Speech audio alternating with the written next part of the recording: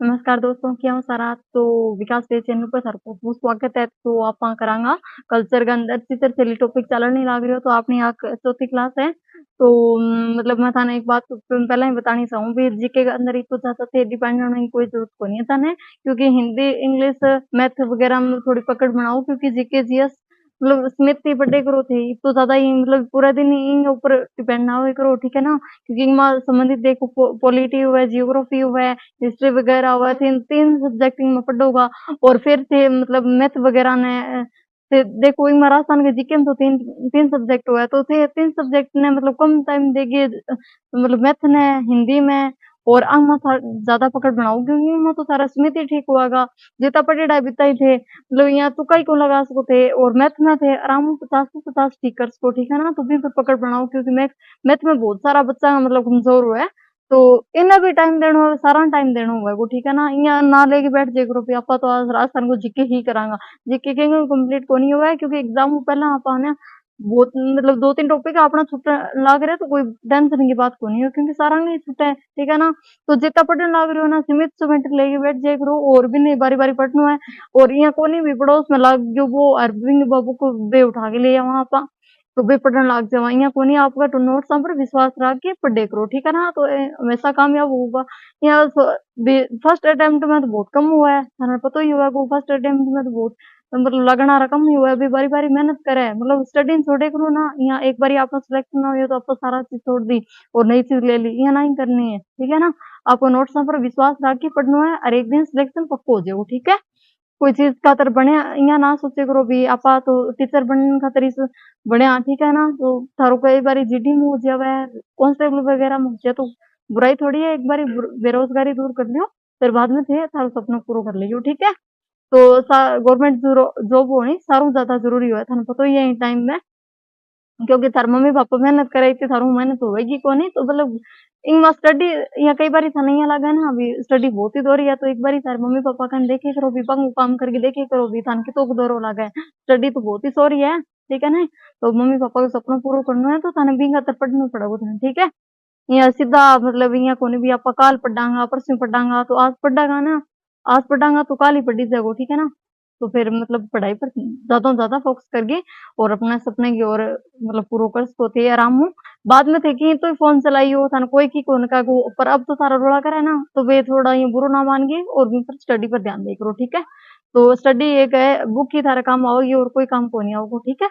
तो आप चित्र से लेकर हाँ अपनी चौथी क्लास है।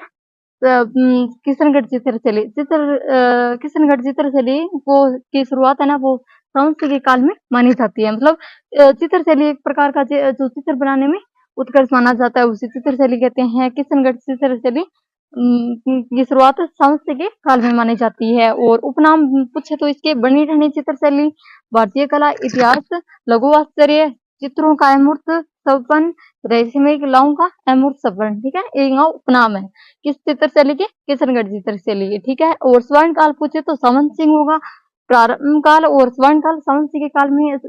और चरमोत्कर्ष पर न्यालचंद ने पहुंचाया था किस चित्रशैली को, किशनगढ़ चित्रशैली को। और प्रधान रंग मतलब इस चित्रशैली में कौन से रंगों का प्रयोग किया गया है, तो श्वेत और गुलाबी रंगों का प्रयोग किया है। श्वेत मतलब सफेद। और यह चित्रशैली अंतपुरा दिल्ली निवासी रसिक प्रिया एवं सावंत के प्रेम पर आधारित है। किस पर आधारित है, दिल्ली निवासी रसिक प्रिया और सावंत सिंह की प्रेम कथा पर आधारित है। कौन सी चित्रशैली, किशनगढ़ चित्रशैली। और रसिक प्रिया कहाँ की निवासी थी, दिल्ली की निवासी थी। सावंत सिंह के उपनाम पूछे तो जैसे सावंत सिंह राजा था तो उसके उपनाम है नागरीदास, चितवन, मतवाले, चितेरे, ठीक है। और बनी ठणी के उपनाम पूछे तो भारत की मोनालिसा बहुत बार क्वेश्चन पूछेड़ो है, बनी ठणी का उपनाम है, ठीक है ना। तो इम्पोर्टेंट करके लिख लियो, भारत की मोनालिसा, उत्सव वीर्य और लवली, नागरमणि, कीर्तिनीन, कलावंती, ठीक है। एक बार ये लिखो आप और भी है। और अगर तान पीडीएफ चाहिए ना तो टेलीग्राम चैनल विकास देते इस नाम हुई है बढ़ता ना इन सारी पीडीएफ मिल जाएगी, ठीक है। और पिछला भी मैं टॉपिक करवाया कल्चर का, बाकी भी पीडीएफ बढ़ी मिल जाएगी थाने, ठीक है। तो एक बार ये लिखो आप और भी करा।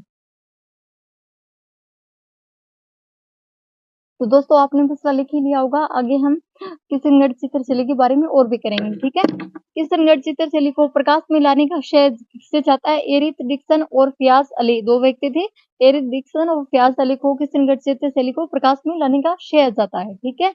और एरिक डिक्सन ने बनी ठनी को भारत की मोनालिसा कहा है, ठीक है। बनी ठनी को भारत की मोनालिसा किसने कहा था? Eric Dixon. एरिक डिक्सन कौन था? जो किशनगढ़ चित्रशैली को प्रकाश में लाने का श्रेय जाता है उसे। और मोनालिसा एक है ना इटली की पेंटिंग थी जिसका चित्र बनाया था लियोनार्दो दा विंची ने, ठीक है। इसका बनी ठनी का चित्र पूछे तो 1778 में निहालचंद ने बनाया था। और इस चित्र का आकार है 48.8 इंटू 37.6 सेंटीमीटर, ठीक है। इसकी मौलिक प्रति मतलब घटा स्थित है यहाँ, ठीक है। महाराजा के किशनगढ़ संग्रहालय में है और प्रतिलिपि इसकी जैसी पेरिस के अल्बर्ट हॉल में सुरक्षित है, ठीक है ना। खुद तो है कि महाराजा के किशनगढ़ संग्रहालय में, और इसकी जो मतलब जैसे होता है ना फोटोकॉपी, तो पेरिस के अल्बर्ट हॉल में सुरक्षित है, ठीक है। और बनी ठनी पर 5 मई 1976 को 20 रुपए का डाक टिकट भी जारी किया है। तो किशनगढ़ चित्रशैली सबसे इम्पोर्टेंट है, ठीक है। तो बनी ठनी इसमें सबसे इम्पोर्टेंट है। बनी ठनी पर 5 मई 1973 को 20 रुपए का डाक टिकट जारी। और किशनगढ़ चित्रशैली को प्रकाश में लाने का श्रेय दो व्यक्तियों को जाता है, एरिक डिक्सन और फयाज अली। एरिक डिक्सन ने बनी ठनी को भारत की मोनालिसा कहा था। बनी ठनी एक प्रकार की मोनालिसा इटली की एक पेंटिंग है जिसका चित्र बनाया था लियोनार्दो विंची ने। और 1978 में निहालचंद ने कौन सा चित्र बनाया था? बनी ठनी का चित्र बनाया था। इसका आकार पूछे तो 48.8 से 36.6 सेंटीमीटर है। और इसके जो मौलिक प्रति है वो कहाँ स्थित है? महाराजा की किशनगढ़ संग्रहालय में है। प्रतिलिपि पूछे तो पेरिस के अल्बर्ट हॉल में सुरक्षित है। कब डाक टिकट जारी हुआ था? कितने रुपए का? 20 रुपए का 1973 में बड़े डाक टिकट जारी माना जाता है, ठीक है। तो एक बार ये लिखो, आप और भी कराएं। तो दोस्तों थे पिछला लिख ही लिया होगा। आप कंटिन्यू करा किशनगढ़ चित्रशैली पूरी को नहीं हुई। तो पहले मैं पहला थाने बताऊँ भी क्वेश्चन क्या बनाएगा। थाने ना यहाँ पूछेगा भी चांदनी रात की संगोष्ठी कौन सी चित्रशैली का भाग है, ठीक है। यहाँ भी क्वेश्चन बनाएगा। और बेसरी क्या है, वसली क्या है, और ये चित्रशैली किससे प्रभावित है, मतलब सीधा सीधा, ठीक है ना। और इनका चित्रकार भी पूछ लेगा। चित्रकार बहुत ही इंपॉर्टेंट है क्योंकि 2-3 चित्रकार देगी और थाने पूछा भैया ये चित्रकार क्यों संबंधित है, ठीक है।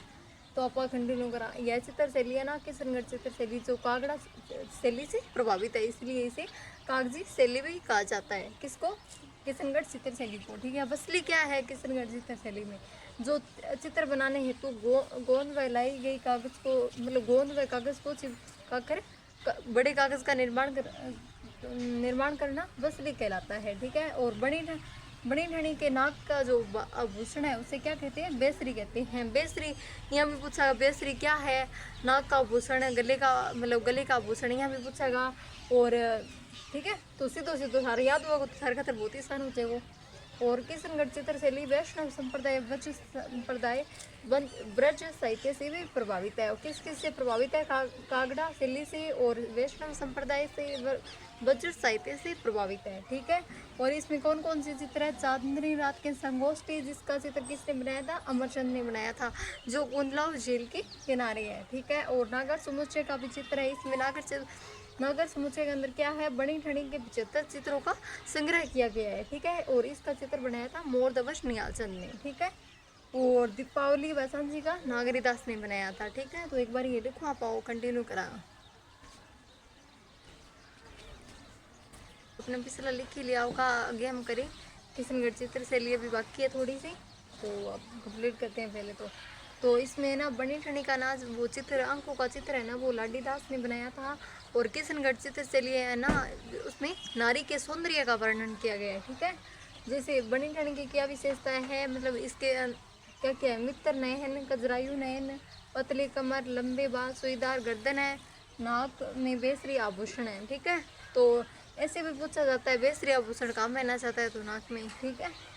और चित्रकार पूछे तो नानक राम, सीताराम होंगे, बदन सिंह होंगे, मूलराज, मोरदवर, निहालचंद, लाडली दास ने ना जिसने बनी ठनी के अंकों का चित्र बनाया था, रामनाथ, भीकमचंद, तुलसीदास, सवाईराम, ठीक है। ये किशनगढ़ चित्रशैली के प्रमुख चित्रकार माने जाते हैं। तो अपनी किशनगढ़ चित्रशैली कंप्लीट होगी। आगे करें हम जोधपुर चित्रशैली है ना, मतलब इसका चित्रकार पहले तो पढ़े, इसकी शुरुआत है ना वो मालदेव के काल में शुरू हुई थी।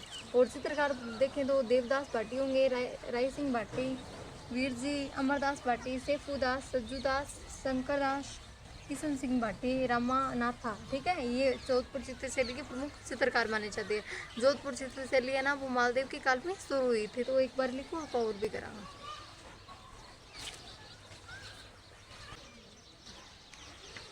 तो दोस्तों पिछला लिख ही लिया होगा। अब हम करें मारवाड़ चित्रशैली। मारवाड़ चित्रशैली है ना वो जिसकी शुरुआत मान सिंह के काल में मानी जाती है, वो स्वर्ण काल है ना वो मान सिंह का ही माना जाता है। ठीक है ना, और मान सिंह ने मान प्रकाश पुस्तकालय की स्थापना की थी। ठीक है, तो जिसके उदाहरण है ना हमें चौकीलाभ महल है ना वो मेहरानगढ़ दुर्ग में है।